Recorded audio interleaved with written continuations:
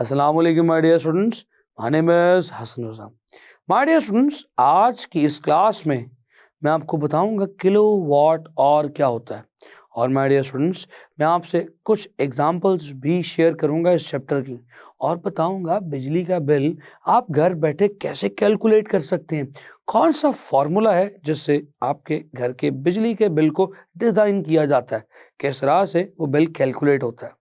तो चलिए बगैर किसी ताखीर के चलते हैं अपने लाइट बोर्ड की तरफ। तो स्टूडेंट्स चलिए फिर एग्जाम्पल 14.7 को सॉल्व करते हैं।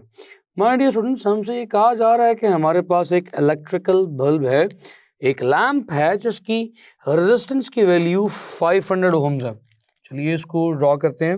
So this is the lamp we have got having the resistance of 500 ohms connected with a battery, या किसी सप्लाई के साथ लेट से जुड़ा हुआ है और उस सप्लाई के पोटेंशियल डिफरेंस की वैल्यू 250 वोल्ट्स है। जब आप इस स्विच को ऑन करेंगे, सर्किट को क्लोज करेंगे, तो उस वक्त ये इलेक्ट्रिकल बल्ब आखिर कितनी पावर कंज्यूम करेगा, इसकी पावर डिसिपेशन की वैल्यू क्या होगी। डिसिपेशन का वर्ड भी आपको आता होना चाहिए, आपकी वोकैबुलरी में इजाफा होगा। डिसिपेशन कहते हैं जो पावर एक बल्ब, इलेक्ट्रिकल बल्ब यूज कर रहा हो, खर्च कर रहा हो, कंज्यूम कर रहा हो। सो स्टूडेंट्स फॉर्मूला क्या यूज करेंगे, आप जानते हैं कि आपके पास V है और R है। प्रीवियस लेक्चर रिकॉल कीजिए, पावर का क्या फॉर्मूला यूज करेंगे, P is equals to V square over R। My dear students अगर आपके पास मैंने बताया था वोल्टेजेस और रेजिस्टेंस गिवन हो और आपको पावर कैलकुलेट करनी हो, you are going to use this formula. तो स्टूडेंट्स पावर आपने कैलकुलेट करनी है और वोल्टेज 250 है, तो 250 का square over R। My dear students the resistance is 500। Students 250 का स्क्वायर लीजिए, देखिए क्या आएगा। स्टूडेंट्स आएगा 62500 डिवाइडेड बाय 500। अगर आप इसे सिंपली डिवाइड करें तो आप जानते हैं वैल्यू क्या निकलेगी। Students the value is simply going to be, ये 00 इससे कैंसिल होकर 625 5 पर डिवाइड करें 125 watts. So the power consumed या power of this electrical lamp is 125 watts. ये इलेक्ट्रिकल लैंप 125 वॉट्स का। तो स्टूडेंट्स बहुत सिंपल सी एग्जांपल थी। कॉन्सेप्ट अगर आपको आते हों, फार्मूलाज अगर आपने सीखे हो, तो आप कुछ भी कभी भी कहीं भी सॉल्व कर सकते हैं। फिजिक्स में स्टूडेंट्स न्यूमेरिकल प्रॉब्लम्स और इन्हीं टेक्निकल कॉन्सेप्ट्स की वजह से अक्सर परेशानी का शिकार रहते हैं, लेकिन आप देख सकते हैं कि अगर हम चीज़ें कॉन्सेप्चुअली अंडरस्टैंड कर रहे हो तो हमारे लिए कितना सिंपल है चीज़ों को अप्लाई करना, नॉलेज को अप्लाई करना। तो आपने देखा स्टूडेंट्स। अब अगला टॉपिक बहुत इंटरेस्टिंग है। अगला टॉपिक वो है जो हमारी रोजमर्रा की डेली की जिंदगी से बिलोंग करता है, किलोवाट और। स्टूडेंट्स मैं यकीन से कह सकता हूं कि शायद आपने ये यूनिट तो पहले ना सुना हो किलोवाट और, लेकिन यकीन मुझे इस बात का है कि आप सब इसे रोजमर्रा जिंदगी में इस्तेमाल जरूर करते हैं। कैसी इंटरेस्टिंग बात है कि आपने सुना तो नहीं हुआ लेकिन आप इस्तेमाल करते हैं। यस, किलोवाट और। सबसे पहला सवाल ये पूछा जाता है कि ये किलोवाट और आखिर किसका यूनिट है, ये किस चीज का यूनिट है। स्टूडेंट्स किलोवाट और क्या पावर का यूनिट है। स्टूडेंट्स अक्सर इस पॉइंट पर कंफ्यूजन और मिसअंडरस्टैंडिंग का शिकार हो जाते हैं। किलोवाट और ये जो वॉट है, क्योंकि इसमें वॉट शामिल है, वॉट पावर का यूनिट है, तो स्टूडेंट्स कह देते हैं ये किलोवाट और है तो शायद ये भी पावर का यूनिट होगा। विच concept is absolutely wrong. Let's find out कि ये किलोवाट और किसका यूनिट है। स्टूडेंट्स पहले मैं आपको थोड़ी सी सिंपल सी डेरिवेशन से, कैलकुलेशन से करके दिखाता हूं किलोवाट और किसका यूनिट है। इस किलोवाट और को माय डियर स्टूडेंट्स यूं लिखा जा सकता है KWH। तो चलिए सॉल्व करते हैं। 1 किलो तो सिंपल 1000 हो गया। वॉट किसके इक्वल होता है डियर स्टूडेंट्स, आप जानते हैं what is a unit of power, joule पर सेकंड। वॉट एक जाउल एक सेकंड में किए जाने वाले काम की सूरत में पावर को कहते हैं। सो वॉट क्या बन जाएगा, जाउल्स पर सेकंड। और किसके इक्वल हो जाएगा dear students, that is equal to एक सेकंड, एक और में कितने सेकंड्स, 3600 सेकंड्स। तो डियर स्टूडेंट्स थोड़ा सा इसे सॉल्व कीजिए और इसे अरेंज कर लीजिए। ये बन जाएगा 1000 joules per second multiply by 3600 seconds. Seconds को सेकेंड से कैंसिल कर दीजिए, you will get 1000 joules multiply by 3600। कुछ आसान कर देते हैं मल्टीप्लिकेशन करने के लिए, इन दोनों को इनकी साइंटिफिक नोटेशन में कन्वर्ट कर लें। ये 10⁻³ joules मल्टीप्लाई बाय, इसका डेसिमल नहीं है तो इसका डेसिमल यकीनन इस फिगर के एंड पर है, यहाँ से डेसिमल आप उठाकर फर्स्ट नॉन जीरो के बाद प्लेस करेंगे। तो डियर स्टूडेंट्स ये क्या बन जाएगा, 3.6 इंटू कितने डेसिमल लेफ्ट पे गए, 1 2 3, तो 10⁻³ आ गया।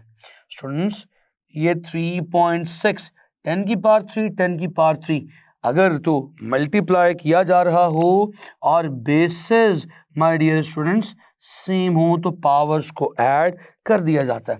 ये बन जाएगा 10⁻³ + 3 इज 6 joules। तो डियर स्टूडेंट्स पहली बात हमें जो यहाँ पर क्लियर हो रही है वो ये है कि इस किलोवाट और के फाइनल सोल्यूशन के बाद जो यूनिट्स आ रहे हैं वो तो जाउल्स आ रहे हैं। तो किलोवाट और किसका यूनिट होगा, जाउल्स जिसके यूनिट होंगे, किलोवाट और भी उसी का यूनिट होगा। तो जाउल्स किसके यूनिट्स होते हैं, एनर्जी के। सो माय डियर स्टूडेंट्स इसी बात पर हम ये कह सकते हैं कि kilowatt hour is a unit of energy. ये एनर्जी का यूनिट है, लेकिन स्पेसिफिकली कौन सी energy dear students, electrical energy. ये इलेक्ट्रिकल एनर्जी का यूनिट है। चलिए इस 10⁻6 को इसके प्रीफिक्स में कन्वर्ट करते हैं, ये बन जाएगा 3.6।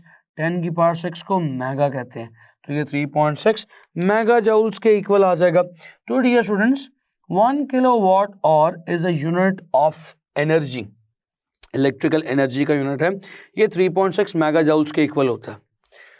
तो स्टूडेंट्स इस किलोवाट और को चलिए थोड़ा सा डिफाइन भी कर देते हैं। चलिए अमाउंट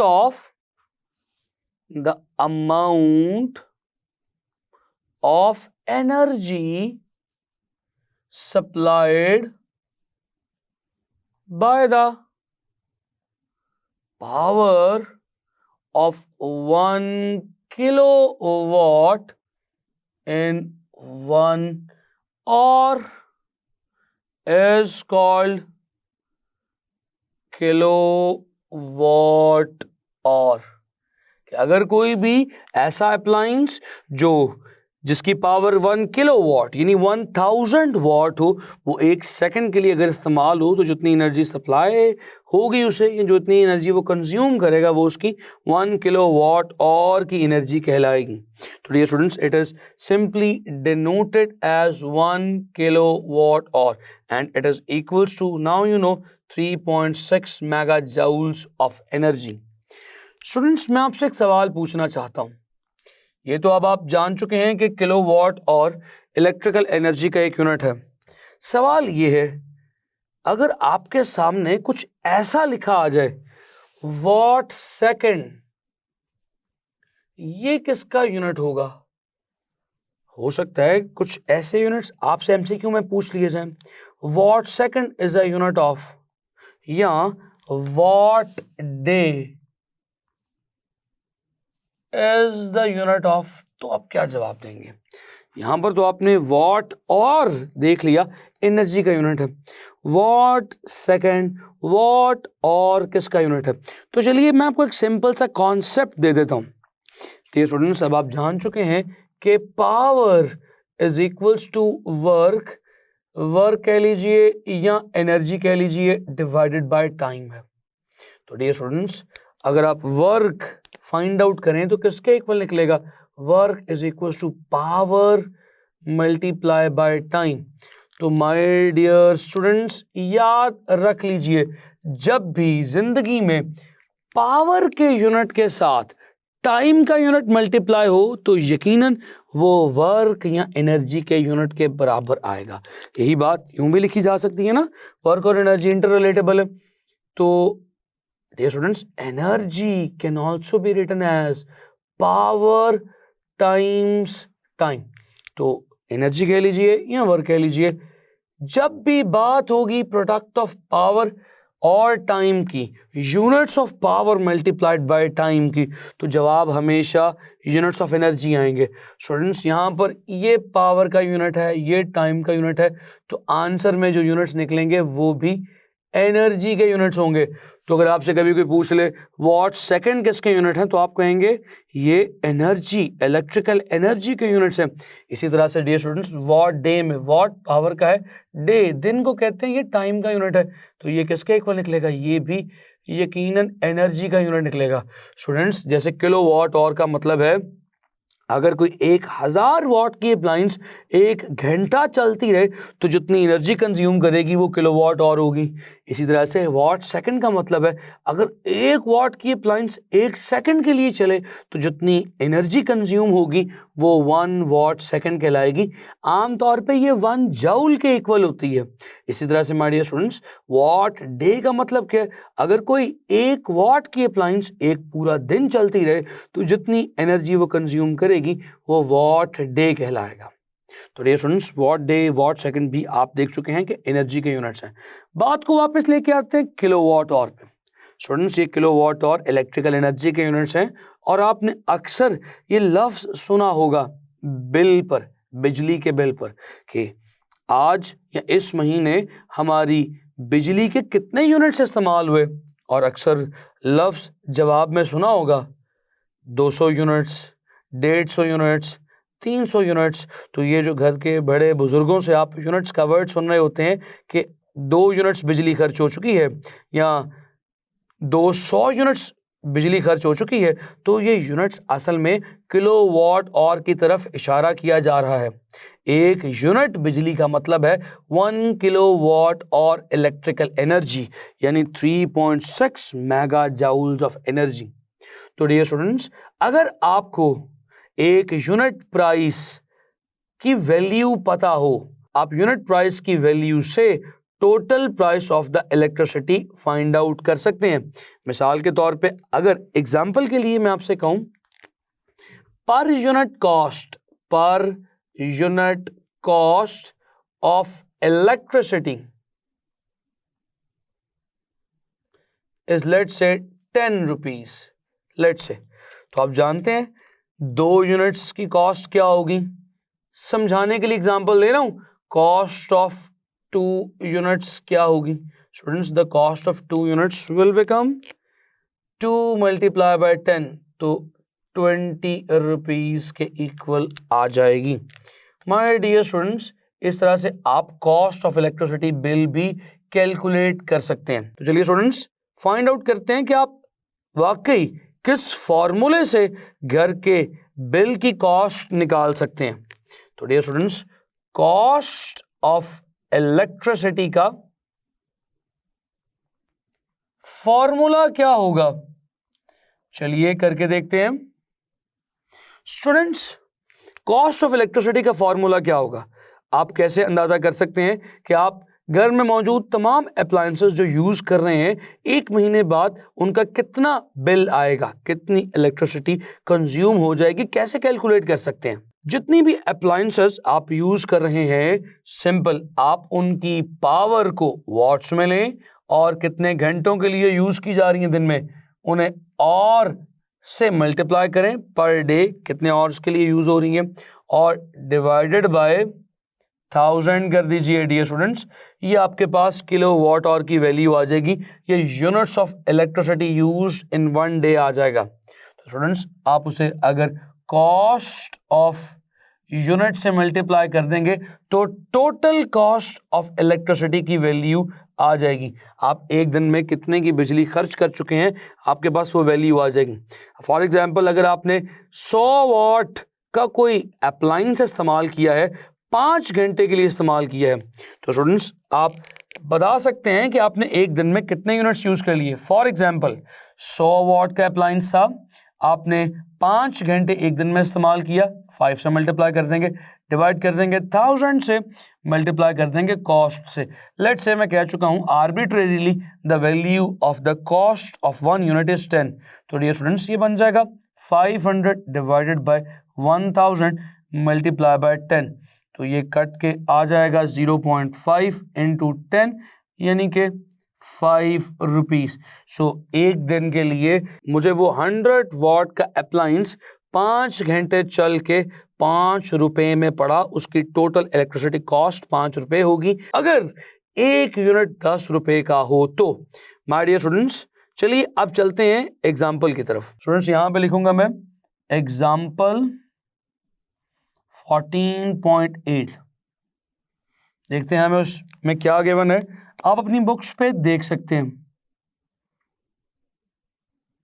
स्टूडेंट्स हमें ये कहा जा रहा है कि एक बल्ब है जो तकरीबन 50 वॉट्स के आपके स्टडी रूम में लगा हुआ है।